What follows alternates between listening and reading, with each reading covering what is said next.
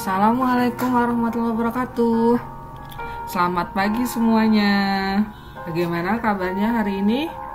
Semoga semua dalam keadaan baik-baik saja ya.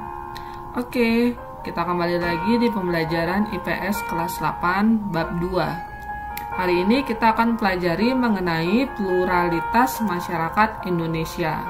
Jadi ini bab 2 bagian subbab B. Tujuan pembelajaran hari ini adalah yang pertama, kalian diharapkan dapat mendeskripsikan perbedaan agama di Indonesia. Yang kedua, mendeskripsikan perbedaan budaya di Indonesia. Yang ketiga, mendeskripsikan perbedaan suku bangsa di Indonesia. Yang keempat, mendeskripsikan perbedaan pekerjaan di Indonesia. Dan yang terakhir, menjelaskan peran dan fungsi keragaman budaya. Oke, kita langsung saja masuk ke dalam materi yang pertama. Nah, Indonesia dikatakan sebagai masyarakat yang bersifat plural. Sebelum kita masuk ke materinya, kita harus tahu dulu nih, apa itu pengertian plural. Plural berasal dari bahasa Inggris yang dalam bahasa Indonesia artinya jamak. Jadi, arti dari plural adalah jamak. Mungkin kalian juga akan sering mendengar kata pluralitas. Sebenarnya arti dan maknanya juga sama, yaitu jamak. Jadi yang dimaksud dengan pluralitas masyarakat Indonesia itu memiliki arti yang sama, yaitu masyarakat Indonesia yang majemuk. Artinya masyarakat Indonesia yang jamak, yang banyak jenisnya. Itu maksudnya. Nah, selain istilah pluralitas juga ada istilah multikultural. Dilihat dari asal katanya, multikultural itu berasal dari dua kata, yaitu kata multi dan kata kultural. Multi yang artinya banyak. Maksud banyak di sini adalah sesuatu yang lebih dari satu. Jadi kalau ada dua, itu juga bisa kita katakan multi. Yang kedua, kultural. Kultural itu yang berasal dari kata kultur yang berarti kebudayaan. Jadi, maksud dari masyarakat multikultural adalah masyarakat yang memiliki lebih dari dua kebudayaan. Jadi, masyarakat multikultural itu kalau dia memiliki dua kebudayaan atau lebih, maka bisa kita katakan sebagai masyarakat multikultural. Nah, keragaman budaya ini sangat penting. Kenapa penting? Karena fungsinya untuk mempertahankan identitas dan integrasi sosial masyarakat, sehingga kita sebagai masyarakat Indonesia yang memiliki keragaman seperti keragaman agama, keragaman budaya, keragaman pekerjaan, itu patut kita pertahankan karena ini adalah fungsi atau identitas kita sebagai suatu negara. Kita masuk yang pertama, yaitu perbedaan agama. Nah, kalian pasti menemukan berbagai macam agama di lingkungan tempat tinggal kalian. Tapi, pernahkah kalian mengamati pemeluk agama lain yang sedang melaksanakan upacara keagamaan? Pasti kalian menemukan banyak perbedaan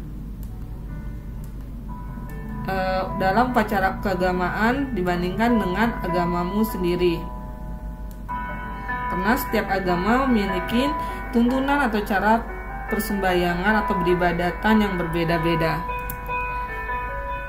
Nah, yang jadi pertanyaan, kita akan pelajari bagaimana kegiatan ibadah agama selain yang kita anut. Tujuannya agar apa? Agar dalam diri kita itu tumbuh sikap saling memahami dan menghargai atau bertoleransi. Toleransi di sini bukan berarti kita harus mencampur adukan ajaran agama ya. Maksudnya kita ikutin agama lain cara beribadahnya, bukan itu maksudnya. Tapi maksud dari toleransi di sini kita harus memiliki sikap saling menghormati dan membantu sehingga dapat menciptakan keamanan dan kenyamanan umat beragama lain dalam beribadah. Oke, yang kita akan bahas agama-agama yang ada di Indonesia. Yang pertama kita akan bahas agama Islam. Sebanyak 87,2% penduduk Indonesia itu beragama Islam. Hal ini menyebabkan Indonesia menjadi negara penganut Islam terbesar di dunia. Islam diperkirakan telah sampai di Indonesia pada abad ke-7.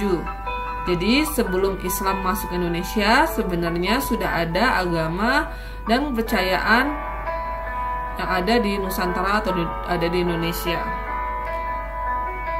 yaitu berkembangnya agama Hindu dan Buddha yang sudah ada sejak abad 4 Masehi. Nah, ini adalah hari-hari besar umat Islam yang biasa dirayakan bersama-sama.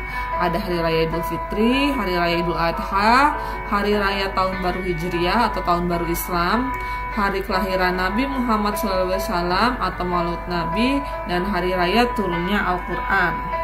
Jadi ini adalah perayaan yang biasa dirayakan oleh umat-umat Muslim di Indonesia. Dan juga hari Jumat dianggap sebagai hari yang penting atau hari yang suci, karena pada hari tersebut banyak umat Muslim laki-laki melaksanakan ibadah sholat Jumat. Yang kedua, agama Kristen Protestan atau agama Kristen. Agama Kristen berkembang di Indonesia selama masa kolonial Belanda atau VOC sekitar abad 16. Jadi agama Kristen ini yang bawa adalah penjajah yang waktu itu menjajah Indonesia, yaitu Belanda atau VOC. Nah, ini kedatangan para misionaris dari Eropa ke beberapa wilayah di Indonesia, seperti yang menjadi kantung utama penyebaran agama Kristen di Indonesia itu ada di wilayah barat Papua, di Sumatera Utara, Sulawesi Utara, dan di Pulau Jawa. Jadi ini yang persebaran utamanya, tapi tetap menyebar di seluruh Indonesia. Kemudian yang ketiga adalah agama Kristen Katolik atau agama Katolik. Agama Katolik sendiri itu dibawa sekitar abad ke-8 Masehi. Jadi agama Katolik dulu yang masuk ke Indonesia, baru agama Kristen. Katolik ini tiba di Indonesia saat kedatangan bangsa Portugis, terus diperkuat kembali oleh kedatangan bangsa Spanyol. Jadi Katolik sampai tersebar di Indonesia itu yang bawa adalah bangsa Portugis. Karena bangsa Portugis yang membawa Katolik, maka agama Katolik di Indonesia itu jenisnya Katolik Roma, yang tersebar atau berpusatnya di sekitar Kepulauan Maluku pada tahun 1534, yang dipelopori oleh misionaris yang cukup terkenal, yaitu Franciscus Xaverus. Untuk perayaan sendiri, baik itu agama Kristen dan agama Katolik, itu ada beberapa perayaan yang sama, yaitu hari Natal, hari kelahirannya Yesus Kristus yang diperingati setiap tanggal 25 Desember. Kemudian hari raya Paskah, yaitu hari raya kebangkitan Yesus Kristus. Lalu hari raya kenaikan Isa Al-Masih. Dan masih banyak lagi perayaan-perayaan umat Kristen dan Katolik yang belum Ibu sebutkan.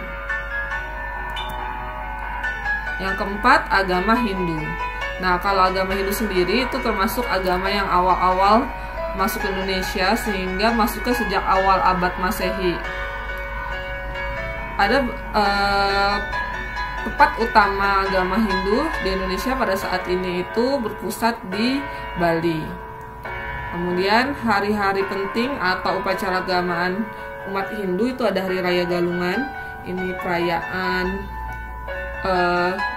kemenangan kebaikan melawan kejahatan. Kemudian Hari Raya Nyepi, biasanya pada saat ini 1 hari penuh umat Hindu akan menyepi. Kemudian Hari Raya Saraswati, ini adalah Hari Raya Ilmu Pengetahuan. Yang kelima ada agama Buddha. Agama Buddha diperkirakan berkembang seiringan dengan agama Hindu. Nah, dulu kerajaan Sriwijaya yang terletak di Sumatera merupakan salah satu pusat studi agama Buddha terbesar di Asia Tenggara.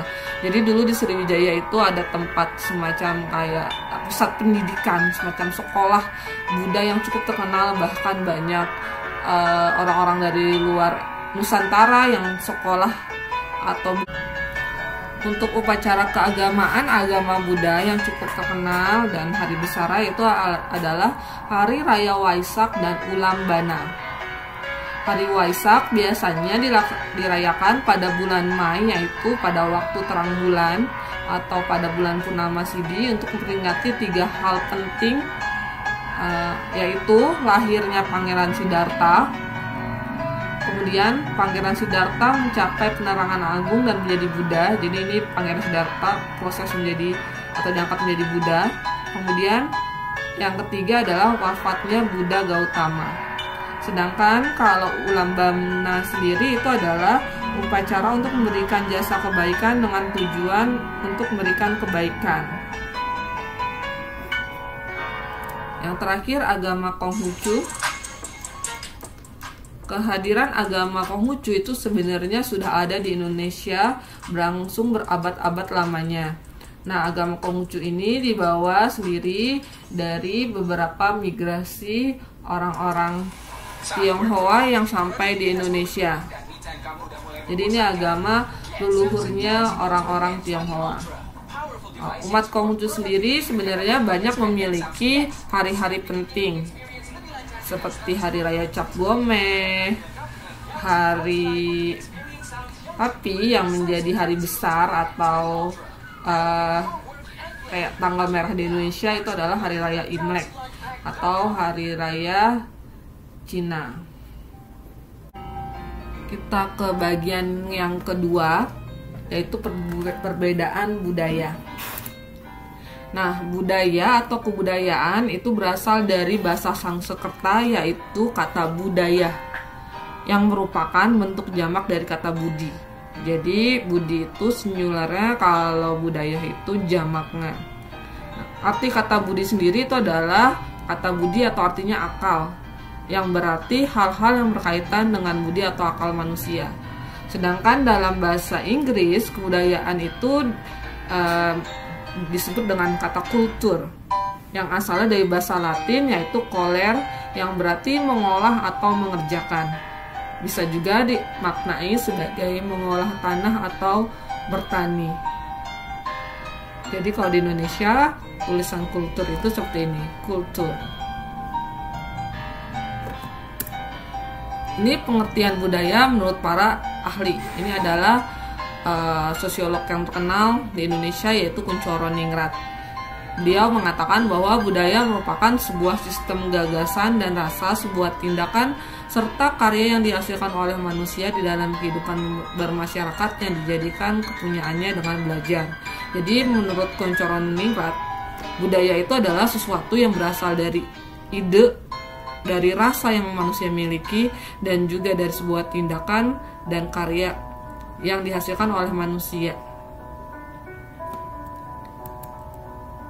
Sedangkan menurut A.B. Taylor, budaya itu keseluruhan yang kompleks. Jadi yang dimaksud dengan kebudayaan itu ada kepercayaan, kesusilaan, seni, adat istiadat, hukum, kesanggupan, dan kebiasaan lainnya yang menjadi bagian dalam masyarakat, dipelajari dan menjadi bagian masyarakat.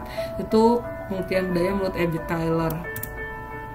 Sedangkan menurut Linton, budaya itu keseluruhan dari sikap dan pola perilaku serta pengetahuan yang merupakan kebiasaan yang diwariskan dan dimiliki suatu anggota masyarakat.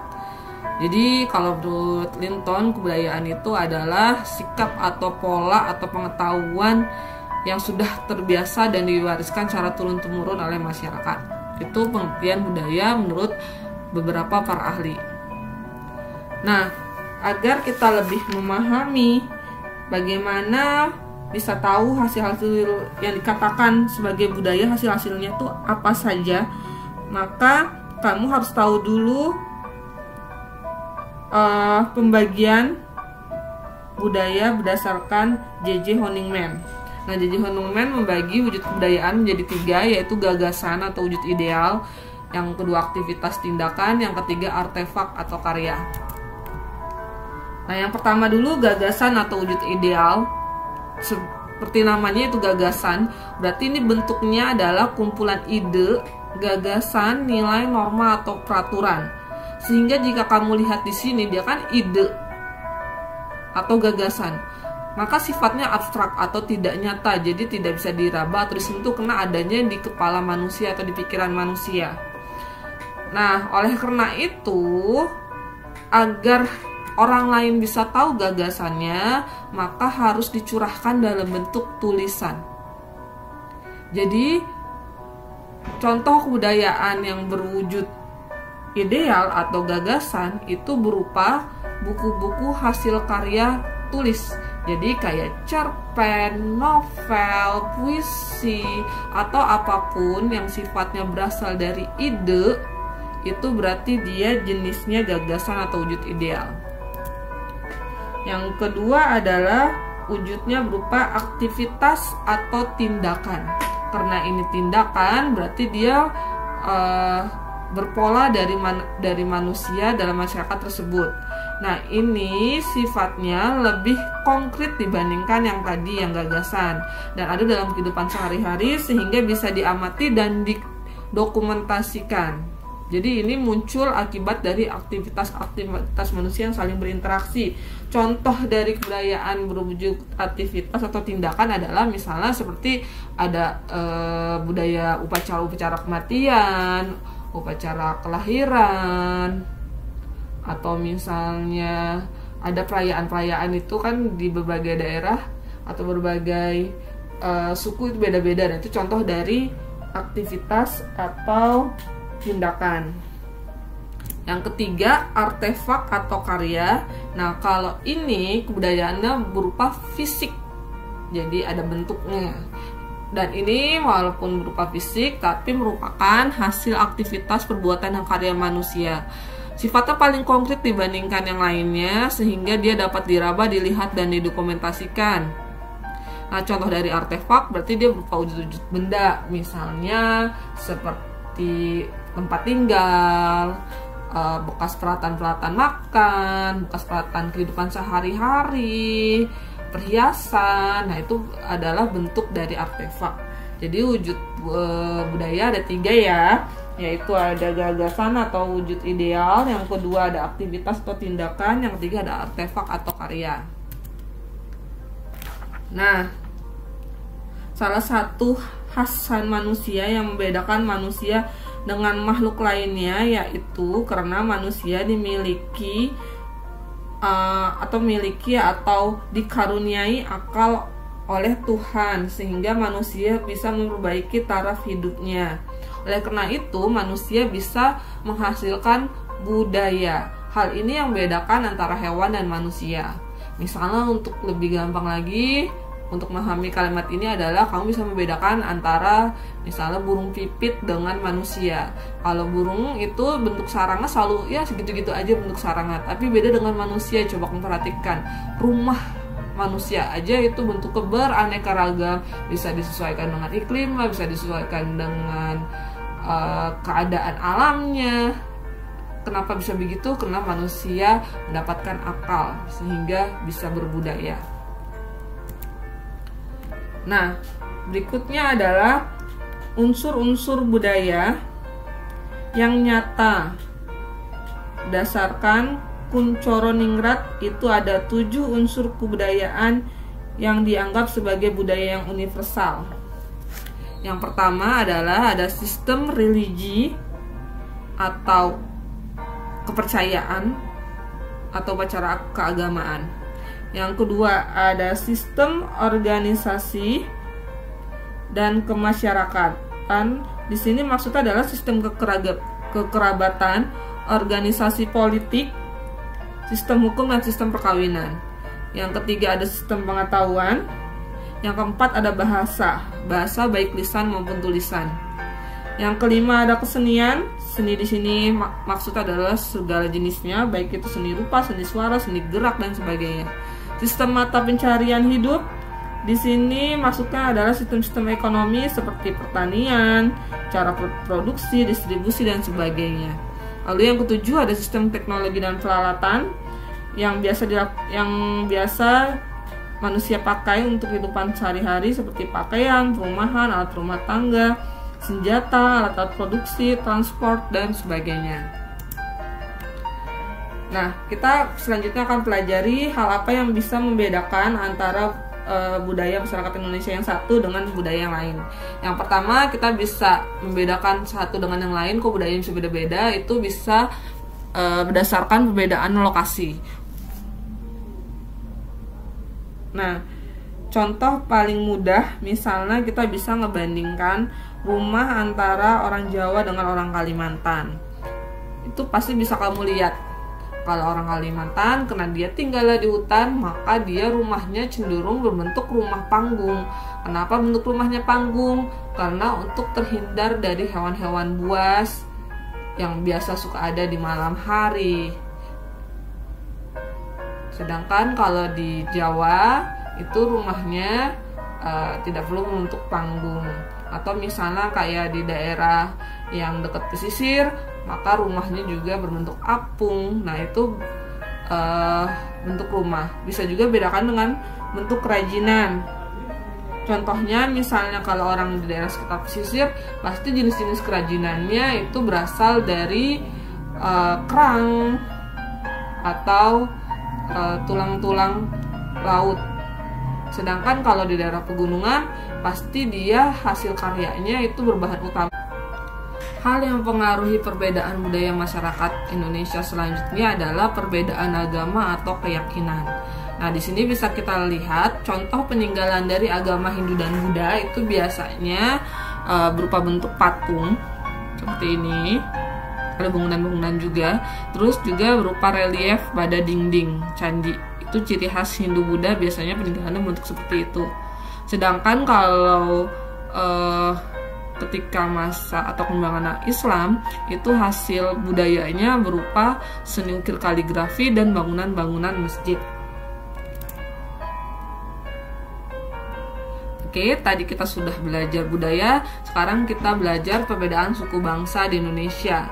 Nah, Indonesia itu memiliki lebih dari 300 kelompok etnik atau suku bangsa.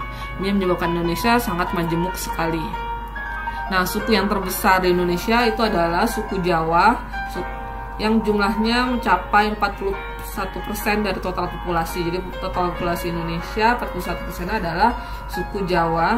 Lalu diikuti yang kedua terbanyak adalah suku Sunda, yang ketiga suku Melayu, lalu yang keempat suku Madura.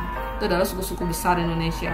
Selain 4 suku tersebut, ada suku-suku lain di Indonesia. Ini bisa kalian lihat di setiap provinsi atau tiap daerah ada suku apa aja. Sungguh banyak sekali kan? Bahkan lebih banyak lagi daripada ini. Ini hanya suku-suku utama saja di setiap provinsinya.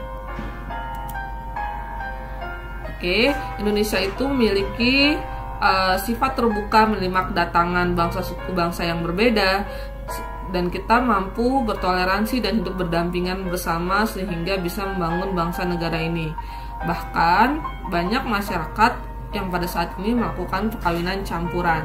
Jadi mungkin kalau misalnya kamu perhatikan, mamah dan papa kamu itu bukan berasal dari suku yang sama. Nah, di Indonesia itu sudah menjadi hal yang sangat biasa sekali, perkawinan yang berbeda asal suku.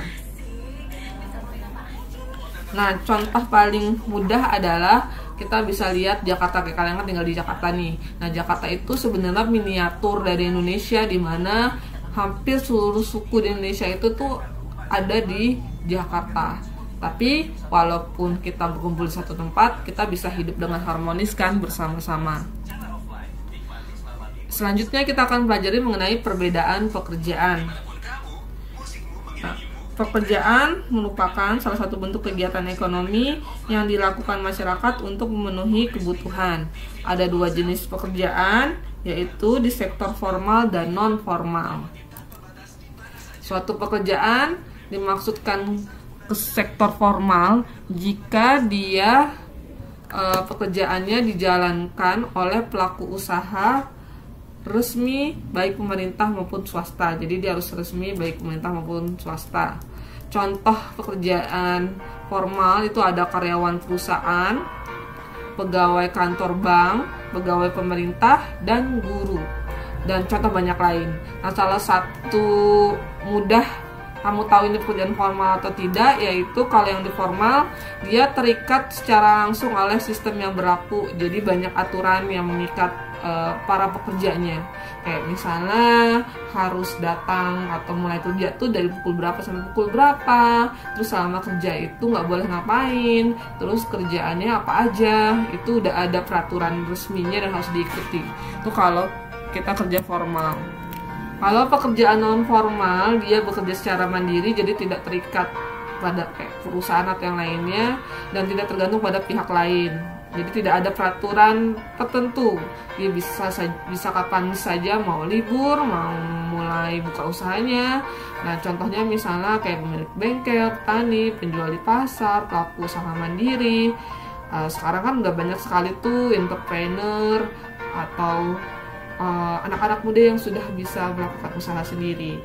Nah jadi ibu harap nanti ketika kalian dewasa, kalian bisa menjadi seseorang yang entrepreneur, jadi membuka lapangan usaha buat orang lain, bukan menjadi pencari kerja. Nah, baik itu pekerjaan formal maupun pekerjaan non formal, semuanya itu adalah pekerjaan yang mulia dan penting. Yang penting kerjaannya itu adalah manfaat bagi diri sendiri dan orang lain, sehingga kita bisa saling melengkapi dalam kehidupan. Berikutnya kita akan ke peran dan fungsi keragaman budaya. Yang pertama, budaya sebagai daya tarik bangsa asing, sehingga ini bisa menghasilkan devisa. Nah, salah satu alasan bangsa asing senang sekali bertujuan wisata ke Indonesia itu atau ke wilayah lain itu justru karena mereka tertarik dengan budayanya. Itulah kenapa misalnya kayak Bali kok bisa melegenda sampai ke dunia, sangat terkenal. Karena bisa kamu rasakan kalau kita sudah tiba di Bali itu vibe-nya beda, karena mereka sangat masih megang teguh budaya-budayaannya itu. Sama kayak kota Jogja juga itu kayak ciri khas banget budayanya, sehingga itu yang membuat kita menjadi ingin kesana atau daya tarik. Yang kedua, fungsi dan peran keragaman budaya adalah mengembangkan kebudayaan nasional. Nah, kebudayaan nasional itu asalnya atau merupakan puncak dari kebudayaan daerah. Jadi kebudayaan daerah yang dikumpulkan kemudian menjadi budaya nasional. Jadi kalau kebudayaan daerahnya ada banyak, maka kebudayaan nasional makin kaya dong. Nah, yang dimaksud dengan kebudayaan nasional adalah suatu kebudayaan yang didukung oleh sebagian besar warga suatu negara. Jadi merupakan asalnya dari kebudayaan daerah. Contohnya kayak batik. Batik itu kan sekarang udah jadi pakaian nasional, walaupun coraknya beda-beda. Nah, asalnya batik itu kan dari kebudayaan daerah, kemudian diangkat jadi kebudayaan nasional. Terus yang berikutnya, tapi nggak ada tercatat di sini ya, yaitu tertanamnya sikap toleransi. Dengan kita memiliki banyak kebudayaan, kita jadi semakin tertantang untuk bersikap toleran atau saling menghormati. Karena kita sudah biasa hidup dengan berbeda tapi tetap bersama-sama. Lalu yang keempat itu saling melengkapi hasil budaya. Nah, seperti yang kamu tahu, budaya itu kan merupakan hasil dari manusia, sehingga sesuatu yang diciptakan oleh manusia itu tidak sempurna. Maka jika kita memiliki semakin banyak budaya atau di Indonesia banyak budayanya, maka kita bisa saling mengisi kebudayaan yang tidak sempurna itu menjadi kebudayaan yang lebih bagus dan lebih berharga. Kemudian yang berikutnya adalah keragaman budaya itu bisa mendorong inovasi kebudayaan yang merupakan pembaharuan dari kebudayaan yang lebih dulu, dan diharapkan kebudayaan yang baru ini tuh lebih baik. Contohnya misalnya seperti teknologi pertanian, kita kan sudah diwariskan oleh nenek moyang kita, misalnya cara bertani seperti apa. Nah, tapi kita akan kembangkan sesuai dengan masanya dan sesuai dengan kebutuhan. Nah, itulah fungsi dan peranan keragaman budaya. Oke, anak-anakku semua, kita sudah belajar mengenai beberapa perbedaan di Indonesia, mulai dari perbedaan agama, budaya, suku bangsa, dan pekerjaan. Ibu harap apa yang ibu sampaikan kalian bisa memahami dengan baik. Jika ada yang ingin tanyakan, silakan jangan ragu-ragu, tulis di komen-komentar atau hubungi ibu secara pribadi. Oke, untuk tugas hari ini kalian silakan membuat mind map di buku tulis kalian seperti biasa. Buatlah yang rapih, catatlah hal-hal yang menurut kalian penting dengan versi kalian sendiri dan mudah untuk kalian pahami, sehingga nanti kalau kalian ulangan, kalian mudah untuk membacanya kembali. Oke, itu saja yang Ibu bisa sampaikan. Terima kasih untuk perhatiannya hari ini. Kita ketemu lagi minggu depan. Jaga kesehatan kalian.